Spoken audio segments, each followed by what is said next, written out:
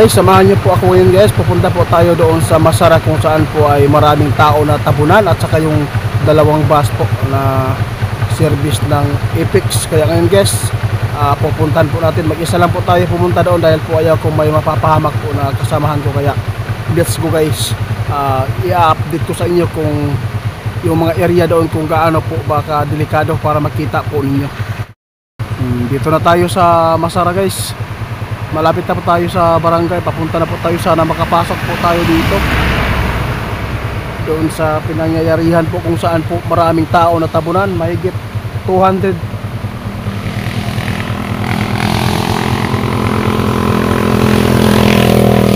Makikita po natin dito guys, sobrang delikado yung tinitirahan po ng mga tao.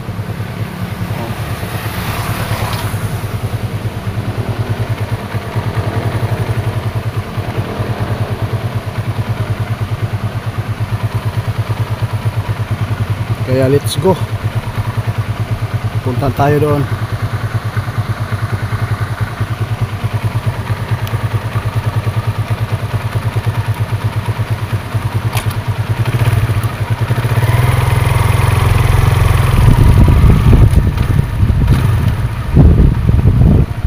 Yung area dito guys, ito na ang update.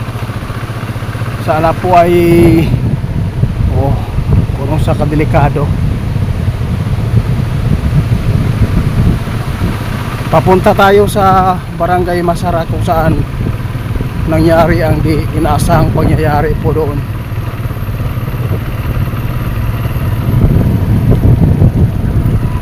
Simentado guys, pero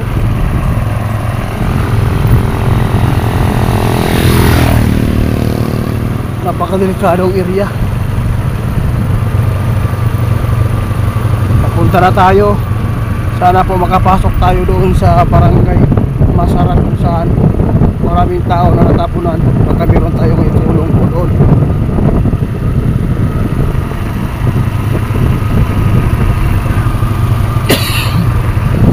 Tingnan natin guys.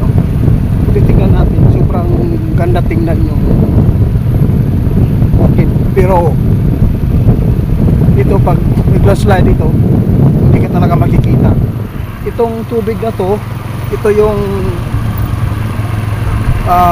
kung saan po naanod yung tao dahil po sa kanyang alagang baboy na kinuha po niya, sinipti. Siya yung napapahamak pa. Maraming bahay po dito guys, pero tingnan po natin yung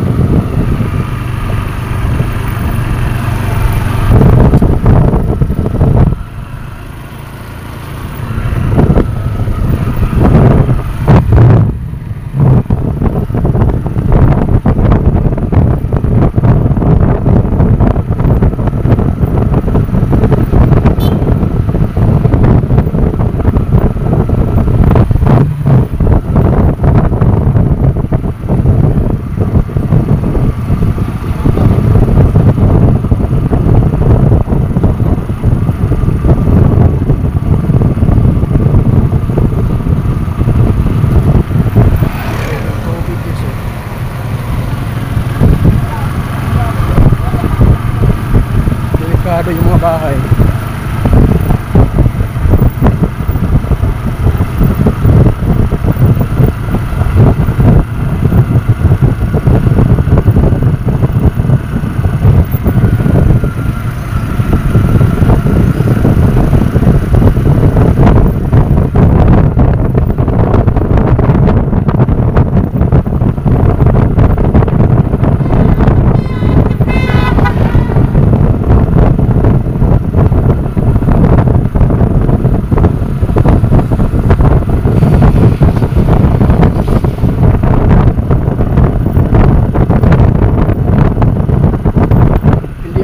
Alam guys kung safety po yung pagpunta natin doon kasi malaki doon bitak-bitak po sa taas magkakabigay, kaya ingat ka lang po tayo dito.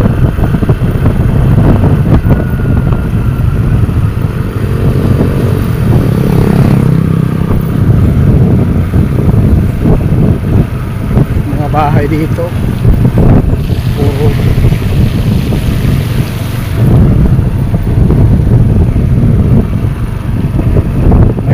pa rin dito guys, kahit may flashlight na, oh. Okay lang, doon lang po nag-umpisa yung flashlight.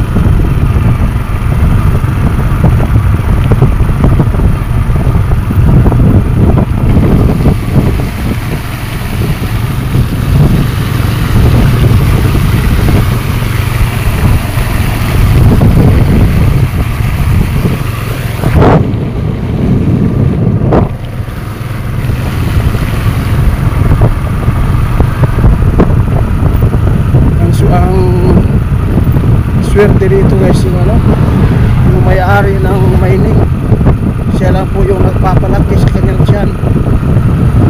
Nakakaawa yung mga trabahante.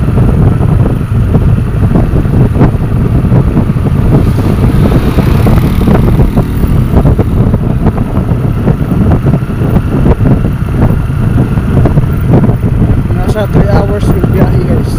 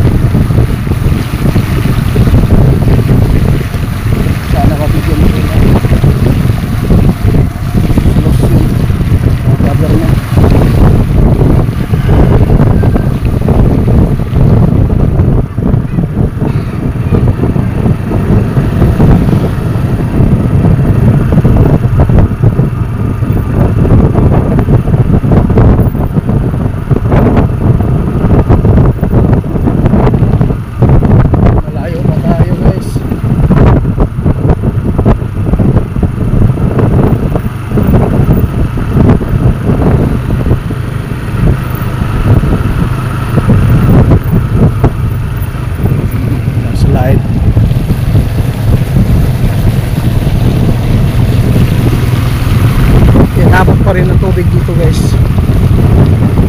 nang bumaha yung Masara. Oo, bitak-bitak na yung mga bato.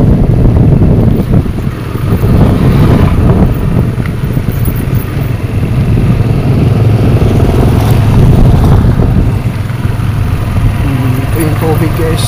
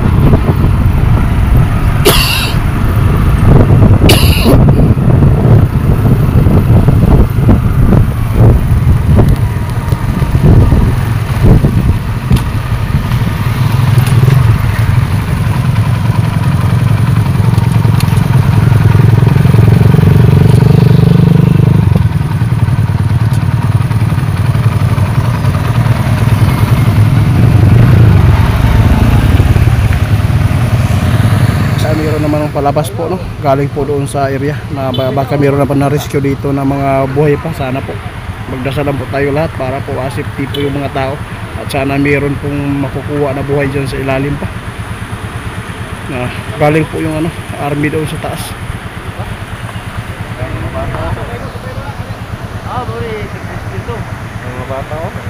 Ay, gipang rescue nga bata.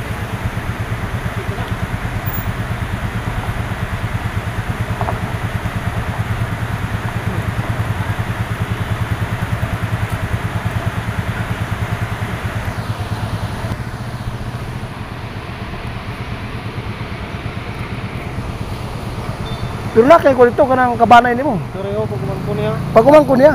Naa dito. Pero wala na apil. Butang sa lagi upuan lagi. Pero naa makaslistahan. Sa master list. Di ka pa mami dito pud sungki gani mi dire kung say kon ba sa iya. Lalo man ka nang estimate nila ro nga super 200. Oo. Ngano ni bigay man siya nung wala man tay ulan na. Na. Wala gani. Leaking to. Leaking na. Pwede man ka nang bus, kadako-dako anang bus tapunan. Ano daw gani kita ah. Wala kita, oy. Laom pa daw. Pila ka to ka bus? Duha. Oo. Diyos ko. Habo ka bas. Kining aning area, di na pwede puyan eh. Kay di na pwede ni puya sa mga tao. Kaya nga, kini, mabigay, may gapon sa usa bato pa ni. Titingnan na natin guys. Tok.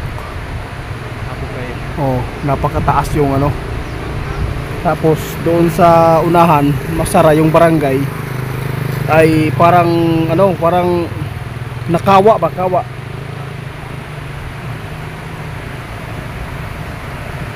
Makikita nyo mamaya guys doon sa pinakatuktok na area dito. Dapat plano talaga para safety yung buhay.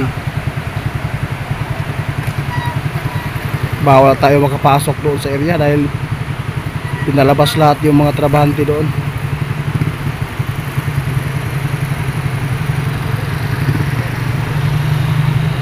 Ang dami pong mga nag-aabang dito ng mga pamilya.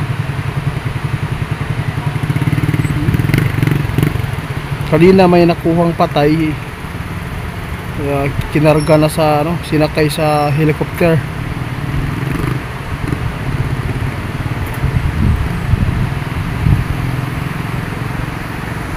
Yung kinakatatayuan natin ay napaka dangerous pa rin guys, dahil po napalibutan tayo ng matataas na bundok. Pagdasal po natin yung natabunan na sana po ay walang namatay pa, sana mailigtas.